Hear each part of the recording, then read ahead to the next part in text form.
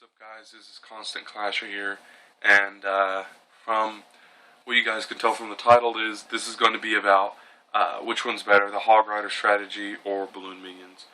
So obviously, it's pretty apparent that those are the two major attack strategies right now for Town Hall 9s. And the reason why I'm talking about it for Town Hall 9s is because I'm a Town Hall 9 level. I'm at level Town Hall 9. And Go Wee Wee doesn't work too well since you can't get all of the spells, and it kind of relies on the heroes, and you can't get level 40 heroes. Also, the army camp size does matter, and if I didn't say it already, the spell factory size does matter as well. So that's why I'm not considering that, and the reason why I'm not considering Barch is because it's not as popular as the other two, and you also need, I guess you don't necessarily have to have full army camps, but maxed out army camps, but it really does help. Maybe I'll talk about those two later whenever I can use those two strategies, and maybe I'll compare them to one of these two strategies, Balloon Minion or Hog Rider. So we're going to start out with Hog Rider. Hog Rider is, the Hog Rider strategy is great for clan wars and trophy pushing. The reason why is because for clan wars, and also for trophy pushing, like I said, if you attack right, you can 3-star any Town Hall 9 base. And you can 3-star a lot of Town Hall 10 bases that don't have multi-targeted Inferno Towers. I don't know say it's 3-star all the time, but at least win. I can say that probably. The only downside of it is that it takes a bunch of elixir, and that if you mess up on luring the clan castle troops, then you're kind of done. Like, you lose right there. It's really hard to win, like even get a 1-star if you mess up on destroying the clan castle troops and the heroes. By that I mean if you don't destroy them.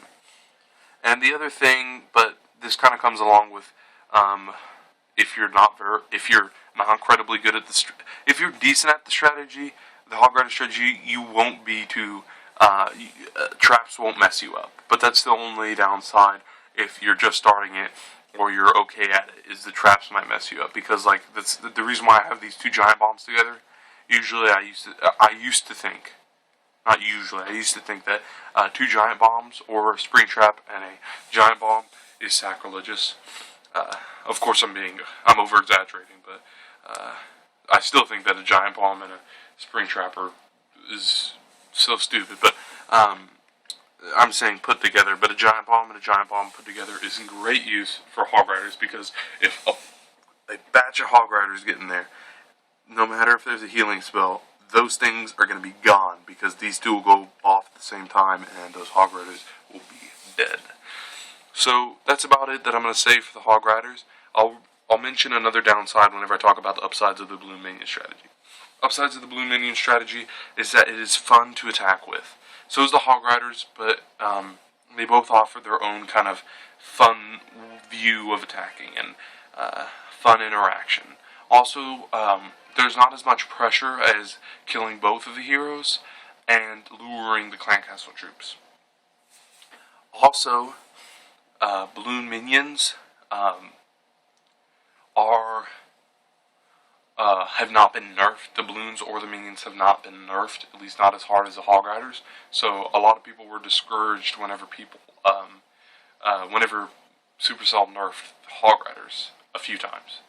So that's why the Balloon Minion strategy might be considered better.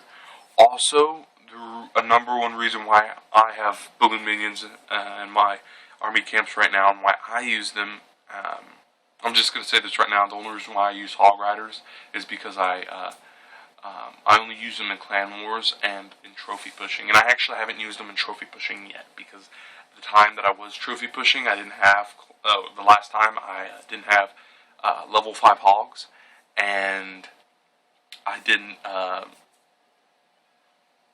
What's the word I'm looking for? I wasn't very good at it. So, right here, the reason why, let me get back to what I was talking about. The reason why balloon minions are another upside of them, the reason why they're better than Hog Riders to an extent, is because they can, man, I get tongue twisted. It's because you don't have to have a full army of balloon minions or all your spells. You can go in and attack a base and farm. That's why it's important, because you can farm with balloon minions. With Hog Riders, that's kind of out of the question, because with balloon minions, you can drop down like a balloon and take out the collectors if they're full. A few balloons and take out the collectors, and then you got a few 100,000 loot right there. That's incredibly helpful. With Hog Riders, you can't do that. If you drop down 2, you got to drop down a wizard, and those things take so long to make. I know Balloon does, but you have to drop down like 10, not 10. You have to drop down like 20 wizards. That wouldn't be good unless you waste like half your Hog Riders. So, anyways, you get it. And that's why balloon minions can be considered good. So they both have their upsides. You choose which one you want to use the most and which ones you like to use them for. I'm going to tell you right now, balloon minions all the way for farming and maybe for some trophy pushing. Hog Riders all the way for clan wars and for most of the trophy pushing for me. I hope you guys enjoyed the video. Subscribe, like, and share it. But most importantly, I want you guys to comment. Talk to you guys later.